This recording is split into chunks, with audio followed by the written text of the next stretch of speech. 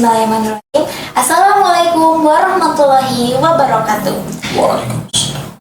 Halo sahabat Bajnas dimanapun berada, berjumpa lagi bersama saya Sally Selvia di acara Z-Pod, yaitu podcast obrolan dan juga dakwah yang merupakan salah satu program inovasi dari Bajnas Kabupaten Sumedang yang membahas mengenai infak, zakat dan juga sedekah Kabupaten Sumedang, tentunya serta melayani dakwah di Sumedang. Sahabat, pada minggu lalu hingga sekarang tentunya kita sudah memasuki bulan Muharram. Tentunya sebagai umat muslim di seluruh dunia pasti menyambut bulan Muharram ini dengan penuh sukacita. Lantas bagaimana dan apa makna bulan Muharram ini? Dan juga apa saja kegiatan Bajnas Kabupaten Sumedang dalam rangka menyambut bulan Muharram ini? Mari kita simak Z-Pod bersama Bapak Dr. Budi Solihin MA selaku Wakil Ketua Bajnas Kabupaten Sumedang. Mari kita sambut bersama. Assalamualaikum Bapak. Waalaikumsalam warahmatullahi wabarakatuh. Sebelumnya saya ucapkan selamat datang kepada Bapak di studio Z-Pod. Sebelumnya bagaimana Pak kabarnya? Alhamdulillah baik. Oke Pak, selanjutnya sebelum kita membahas lebih lanjut nih, apa sih kesibukan Bapak sekarang ini? Bismillahirrahmanirrahim. Pertama, sebagai Wakil Ketua Bajnas Kabupaten Sumedang, tentu saya punya kewajiban untuk katakanlah ngantor ya, dan mengerjakan hal-hal yang terkait dengan program di Bajnas Kabupaten Sumedang. Selain itu, karena saya termasuk dosen di UNSAP, itu ada tanggung jawab. Kalau di rumah ada pesantren dan ada majelis ta'lim. Lebih sekitar itu. Cukup sibuk juga ya Pak. Lumayan. Jadi lebih produktif ya Pak. Insya Allah. Sebelumnya nih Pak, boleh diceritakan terlebih bagaimana tugas Bapak sebagai Wakil Ketua Bajnas Kabupaten Sumedang? Wakil Ketua Bajnas itu ada 4. Karena kan kita pimpinan Bajnas itu berlima ya. Yang 1 ketua, yang 4 wakil ketua. Wakil ketua 1 itu Dr. Rahwan. Beliau bagian dari fundraising. Yang kedua atau wakil ketua 2 ada Dr. Asep, beliau di pendayagunaan. Yang ketiga ada Junan, beliau di bagian keuangan dan pelaporan. Nah, saya ada di wakil ketua 4. Wakil ketua 4 itu bidang SDM, kemudian aset, dan hal-hal yang terkait dengan tata kelola di Bajnas itu. Garis besarnya seperti itu. Tapi di samping itu karena kami sepakat kita semuanya ambil, ada tanggung jawab tambahan, yakni bagaimana kita pun melakukan dakwah fundraising, mengajak orang. Tentunya mengajak kepada kebaikan ya Pak. Iya, jelas. Oke Bapak, terima kasih atas informasinya. Barangkali kita lebih mengenai topik nih Pak. Menurut Bapak, arti dan makna dari bulan Muharram yang tentunya bagi umat Islam, dan mengapa bulan ini dianggap istimewa dalam... Oke, sahabat zakat dimanapun berada, ini kita coba berawal dari Al-Quran, surah At-Taubah ya. Allah berfirman, A'udzubillahi samil alim minasyaitonir rajim. Inna iddatash syuhuri 'indallahi 12 syahran fi kitabillah. Yawma khalaqas samawati wal ardh minha arba'atun hurum. Bulan itu di sisi Allah ada 12 bulan. Karena pada 12 bulan itu ada penciptaan langit dan bumi, dan dari 12 bulan ada 4 bulan yang disebut hurum. Hurum ini bentuk jamak atau plural dari kata haram. Jadi ada 4 bulan haram. Nah, sebelum bicara apa itu arti haram, dalam hadis disebutkan yang 4 bulan ini 3 berurutan dan 1 terpencil atau terpisah. Yang berurutan itu mulai dari Zulqa'dah, orang sering nyebut Zulqa'dah ya, tapi menurut bahasa yang paling benar itu atau yang biasa digunakan orang Arab itu Zulqa'dah. Kemudian ada Zulhijjah, dan ketiga adalah Al-Muharram. Jadi kalau menunjuk bulan secara bahasa tepatnya itu menggunakan alif lam. Al-Muharram. Itu yang 3 berurutan dan yang terpisah adalah bulan Rajab. Keempat bulan ini disebut bulan haram. Yang Quran mengisyaratkan dengan kata-kata minha arba'atun hurum. Nah, jika kita sandingkan dengan Ramadan, berarti ada 5 bulan istimewa di dalam bulan-bulan Islam atau di dalam kalender Hijriah, yakni Ramadan, Zulqa'dah, Zulhijjah, Al-Muharram, dan Rajab. Nah, kata-kata haram maknanya secara bahasa itu adalah mulia. Maka ada tanah haram, haramain. Haramain itu 2 tanah haram, itu 2 tanah mulia. Kalau di hukum ada kata-kata haram, larangan. Jika dia dilanggar, maka akan mengancam kemuliaan. 4 bulan itu 4 bulan mulia di sisi Allah. Kalau kita lihat sebelum Islam datang pun, bulan ini sudah dijadikan oleh orang-orang Arab tempo dulu menjadi bulan untuk mereka gencatan senjata ketika mereka berperang. Bahkan dilarang membunuh pada 4 bulan haram itu. Jadi sebelum Quran turun, sebelum Rasulullah diutus, orang Arab sudah memuliakan 4 bulan ini. Nah, jadi bulan Al-Muharram ini bagian dari 4 bulan yang mulia. Kemuliaannya akan dapat kita raih ketika kita melakukan berbagai macam kebaikan. Salah satu Al-Muharram ada yang disebut dengan puasa Asyura. Asyura itu puasa tanggal 10 Muharram. Tanggal 10 Muharram ini puasa yang sangat besar pahalanya. Dalam hadis disebutkan 1 kali atau 1 hari kita puasa di tanggal 10 tersebut, pahalanya akan mendapat 10.000 pahala malaikat, 10.000 haji dan umrah, 10.000 orang yang mati syahid, dan bahkan ada pahala-pahala lain pada termasuk kebaikan-kebaikan yang sifatnya materi. Insya Allah nanti ini menjadi program kita di Batas Kabupaten Sumedang. Baik Bapak, terima kasih. Jadi banyak sekali apa keistimewaan yang dapat kita lakukan gitu, perbuatan yang kebaikan yang dapat pahala yang tidak terhitung gitu. Benar sekali.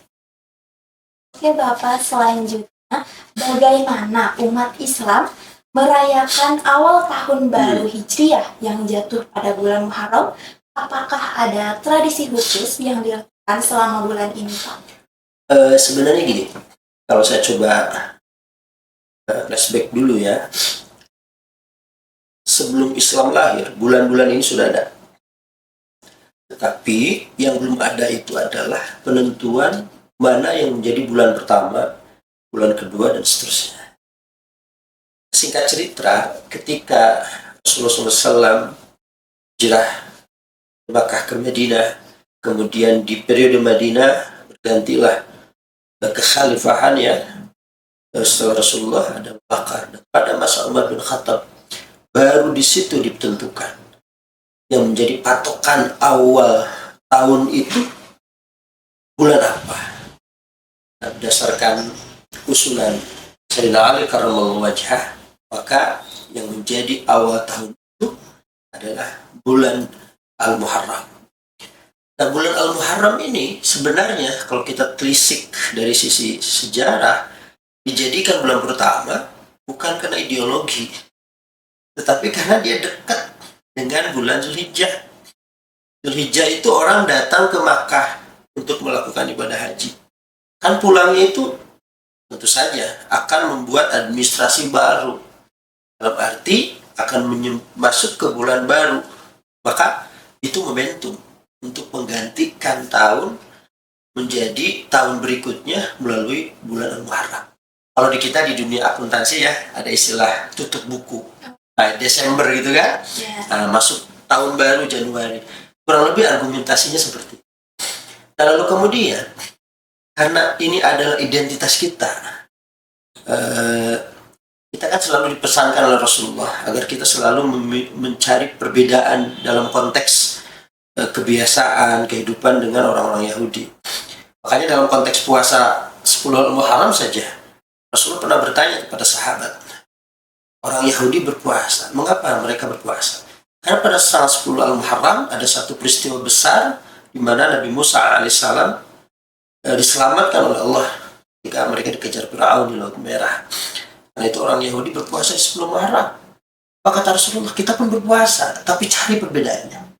Tambah dengan sebelum atau sesudah Al-Muharram. Maka kita ada tradisi di samping Asyura ada Tasu'a, puasa tanggal 9. Itu maksudnya adalah untuk membedakan kita dengan orang Yahudi. Nah dari sisi perbedaan itu, maka kita ketika mereka dikatakannya bulan pada umumnya 1 Januari, nah, kita pun harus punya pembeda 1 Muharram. Berbeda bukan untuk mengatakan ini kami, bukan, tetapi untuk menegaskan kita punya identitas sendiri. Karena man tasyabbaha biqaum fahuwa minhum. Barang siapa yang menyerupai sebuah kaum atau suatu kaum, maka dia bagian dari kaum itu. Nah, kita nggak mau ada posisi itu, sehingga teman-teman siapapun pas masuk Al-Muharram dengan animo yang tinggi gitu kan, menyambut tentu dengan hal yang positif ya, ada karena apa, ada dakwah, pengajian, dan ada doa. Kalau di bulan yang miladiyah kita sebutnya ya, bulan miladiyah, orang ASN belum bilangnya bulan gaji itu nggak ada doa masuk tahun baru Januari, nggak ada doa khusus. Kalau masuk tahun baru Islam itu ada doa. Itu animo yang tinggi yang itu menjadi syiar. Syiar itu baik, itu positif. Tadi sempat disinggung juga Bapak mengenai puasa Asyura. Bisakah Bapak menjelaskan kembali apa yang terjadi pada hari Asyura dan bagaimana peristiwa tersebut diperingati oleh umat Islam?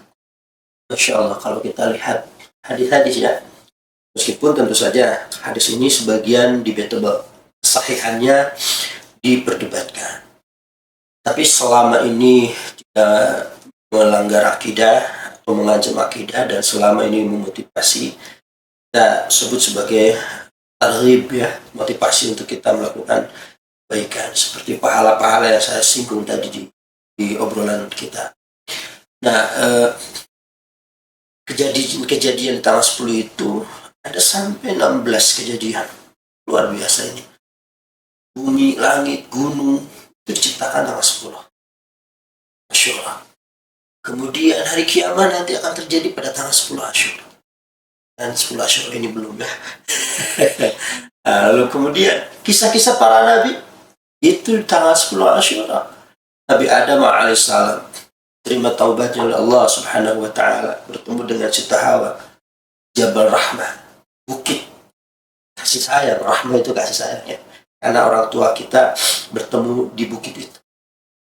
Kita semua ini jangan salah, kita keturunan Nabi ya, Nabi Adam alaihissalam beserta ibunda. Mereka bertemu di bukit atau di Jabal Rahmah, bukit kasih sayang, pada tanggal 10 Al-Muharram. Kemudian Nabi Nuh alaihissalam menepi selama 6 bulan berada di air ya, karena terkena banjir pada waktu itu pada tanggal 10 Al-Muharram. Nabi Ibrahim alaihissalam diselamatkan dari api yang dibuat oleh Raja Namrud, itu pun tanggal 10 Al-Muharram. Kalau bicara kita urut peristiwa-peristiwa itu, tentu ini akan menyita banyak waktu. Yang jelas tanggal 10 Al-Muharram menjadi momentum kebaikan. Momentum kebaikan. Salah satu kebaikan yang diajarkan Rasulullah SAW adalah berpuasa. Poinnya adalah, mengapa berpuasa? Karena begini, puasa itu punya kemampuan untuk menarik amal yang lainnya. Itu poinnya. Di Ramadan, amalan yang paling pokok adalah puasa. Tapi di puasa menarik tadarus, menarik zikir, menarik kita berdonasi, zakatnya, infaknya, sedekahnya, menarik kita untuk membantu orang. Sama, puasa ini kenapa didorong menjadi amalan tanggal 10 yang paling istimewa? Karena akan menarik berbagai macam aktivitas yang lain. Contoh misal, dimotivasi bahwa barang siapa yang memberikan makanan untuk orang yang berbuka puasa pada tanggal 10 Muharram, maka dia akan punya pahala seperti memberikan makanan kepada seluruh manusia di muka bumi.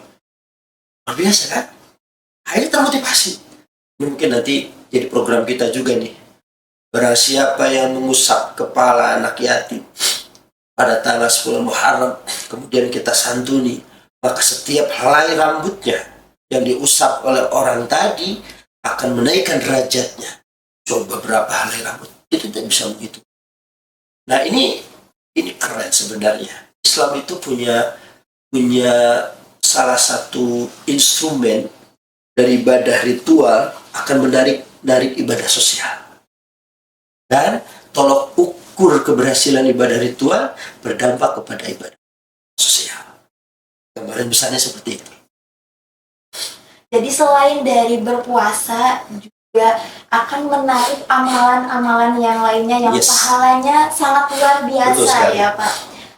Oke Bapak, kita berlanjut ke bulan Muharram ini ya Pak. Sering menjadi momentum di mana masyarakat lebih banyak berzakat.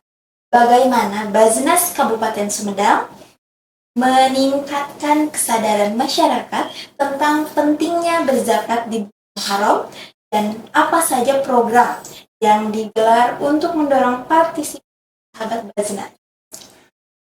Oke, sebenarnya kalau berzakat di bulan Al-Muharram itu bukan satu tertentu. Karena zakat itu tidak dipatok bulan mulia mana yang akan kita pilih. Karena zakat itu ada aturan yang disebut dengan haul dan nisab. Kapanpun bulannya, kalau dia masuk haul dan nisab, di situ kita wajib mengeluarkan zakatnya. Nah kalau di infak sedekah tentu bulan-bulan tertentu menjadi motivasi besar untuk mengeluarkannya, seperti di bulan Ramadan dan di bulan-bulan haram ini, seperti bulan Al-Muharram yang sedang kita jalani hari ini. Nah tentu kami di Baznas salah satunya melalui program ini menyampaikan edukasi, informasi, sosialisasi kepada masyarakat. Sebelum saya jawab tentang program detailnya, saya ingin katakan begini. Ada satu uraian di kitab Irsyadul Ibad. Ini di halaman 83. Di sahabat-sahabat zakat boleh cek ya jika saya keliru. Ada kisah seorang pengemis datang ke seorang hakim pada tanggal 10 Al-Muharram. Lalu seorang pengemis itu meminta makanan, minuman, uang. Setelah dia menguraikan bagaimana keutamaan tanggal 10 Al-Muharram, untuk disebut hari Asyura itu, bagaimana kemuliaannya, bagaimana pahala dan seterusnya. Kata hakim tersebut, tunggu, nanti saya beri selepas duhur. Si pengemis ini nunggu sampai duhur, gak ada. Sampai asar, gak ada. Maka dia pulang dengan kecewa. Di perjalanan dia bertemu dengan seorang Nasrani. Lalu dia sampaikan tentang keistimewaan bulan tanggal 10 Al-Muharram itu. Disampaikanlah keistimewaan. Ini orang Nasrani tertarik. Bahkan dia memberikan apa yang diminta, bahkan lebih dari apa yang diminta. Karena dia menganggap ini kejadian luar biasa. Pahalanya akan saya dapat begitu besar ketika saya melakukan. Selang beberapa waktu, seorang hakim tadi itu bermimpi. Dia bermimpi di surga melihat ada 2 istana yang megah, yang mewah. Lalu dia bertanya, punya siapakah 2 istana ini? dijawab itu punya orang Nasrani. Orang hakim tadi kaget. Kenapa dia? Karena dia telah memberikan atau menolong pengemis tadi dengan apa yang dimintaannya tadi. Dia penuh, bahkan lebih. Lalu bergegas paginya seorang hakim itu menemui orang Nasrani. Kata dia, wahai orang Nasrani, aku ganti kebaikanmu ini nih dengan uang 100 dirham. Apa kata orang Nasrani? Oh tidak, ini mahal sekali, tidak akan aku jual. Kata hakim, ngapain kamu? Kan kamu bukan orang Muslim. Ngapain juga mempertahankan itu? Kata Nasrani, oke, aku hari ini akan masuk Islam. Ini menariknya apa? 10 Al-Muharram melalui kisah tadi. Kami punya katakan kewajiban sebagai lembaga menginformasikan pada seluruh masyarakat siapa yang akan berbuat kebaikan. Di tanggal 10 Muharram pada khususnya, di bulan-bulan haram termasuk Al-Muharram pada umumnya, akan mendapatkan pahala yang sangat besar, pahala yang luar biasa. Maka kami sampaikan, insya Allah nanti kami pun akan tengah juga dibicarakan tengah program yang sudah pernah kami lakukan. Misalnya terkhusus di bulan Muharram ada santunan untuk anak ya, karena Al-Muharram itu terutama tanggal 10 itu adalah hari rayanya anak-anak yatim. Nah, dari hadis yang tadi saya sampaikan itu, kami pernah melakukan itu bersinergi dengan pemerintahan daerah, mengumpulkan yatim, Pak Bupati, membuat mereka senyum dan seterusnya. Nah, meskipun di luar Al-Muharram kami pun melakukan itu, seperti yang menyiapkan pakaiannya, makanannya, dan sebagainya.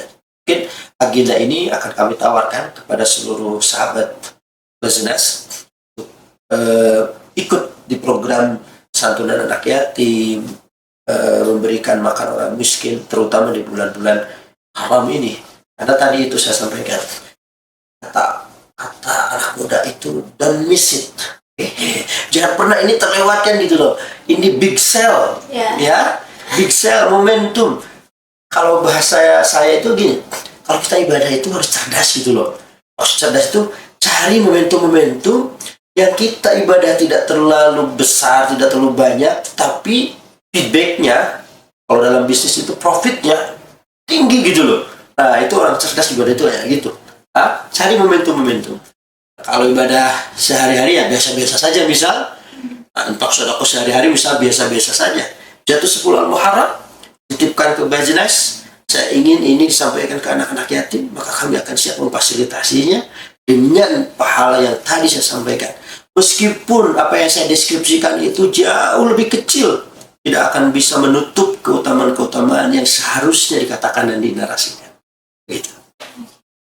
Sangat luar biasa sekali ya Pak. Tentunya sahabat Basnas dimanapun berada, kami dari Basnas Sumedang tentunya sangat memfasilitasi sahabat Basnas semua untuk bisa agar termotivasi, terdorong untuk terus bisa melakukan kebaikan. Salah satunya dengan bersedekah. Tentunya di bulan-bulan sekarang yang disebut dengan lebarannya anak yatim. Betul ya, sekali. Iya. Oke, tak terasa sudah beberapa lama kita berbincang bersama Bapak Dr. Budi Solihin MA sebagai Wakil Ketua Basnas Kabupaten Sumedang. Tentunya banyak sekali informasi dan ilmu baru dari beliau. Mungkin ada ujangan ataupun motivasi dari Bapak untuk sahabat Basnas dimanapun. Siap, terima kasih. Ini closing statement ya. Ya, betul. Sahabat Basnas dimanapun ada. Tentu saja kebaikan itu bukan milik Anda, tapi milik kita semua. Siapapun yang ingin melakukan kebaikan, lakukanlah dengan apa yang bisa kita lakukan. Tentu saja bagi siapapun yang ingin melakukan kebaikan dengan hartanya, lakukanlah. Jangan tunggu kita kaya dulu. Justru ibadah yang sangat diapresiasi oleh Allah adalah kerja keras atau terasa himpitan dan kesusahannya, bukan banyaknya. Rasul sering bertanya, bukan berapa yang kau berikan, tapi berapa yang kau sisakan. Artinya apa? Sekecil apapun yang kita berikan, maka sisanya itu menjadi patokan kita. Orang kaya tentu bisa memberikan lebih banyak, Orang yang pas-pasan lebih sedikit. Tapi orang kaya memberikan 10 juta, sisanya miliaran. Yang pas-pasan memberikan hanya 100 ribu, sisanya juga hanya 100 ribu. Atau bahkan memberikan 10 ribu, yang dimiliki hanya 100 ribu. Artinya apa? Yuk siapapun kita, dengan kemampuan yang ada, kita lakukan. Kita berikan. Insya Allah, Allah akan membalasnya. Kebaikan yang dilakukan satu orang akan kecil. Tapi jika dikumpulkan oleh banyak orang, insya Allah akan menjadi besar. Mudah-mudahan di tanggal 10 Al-Muharram nanti, kita semua sahabat Bajnas, dengan berapapun yang kita berikan, bisa membuat anak yakin tersenyum. Nanti di senyuman mereka ada kebahagiaan di kita dan pahala untuk kita. Mereka tersenyum ketika mendapatkan bantuan dari kita. Itulah bantuan yang bisa saja barangkali yang bisa saya sampaikan. Mohon maaf atas kekurangan. Itu kesempurnaan hanya milik Allah Subhanahu. Assalamualaikum. Waalaikumsalam warahmatullahi wabarakatuh. Terima kasih Bapak, terima kasih banyak. Baik sahabat Bajnas dimanapun berada, kita sudah tiba di obrolan. Saya Sally Selvia pamit undur diri, dan jangan lupa follow akun media sosial Bajnas Kabupaten Sumedang. Jangan lupa like, comment, and subscribe ya, dan juga share juga. Nah, saya Sally Selvia mengucapkan terima kasih atas maaf bila ada kesalahan. Wallahu muwaffiq ila aqwamit thoriq. Wassalamualaikum warahmatullahi wabarakatuh. Wah.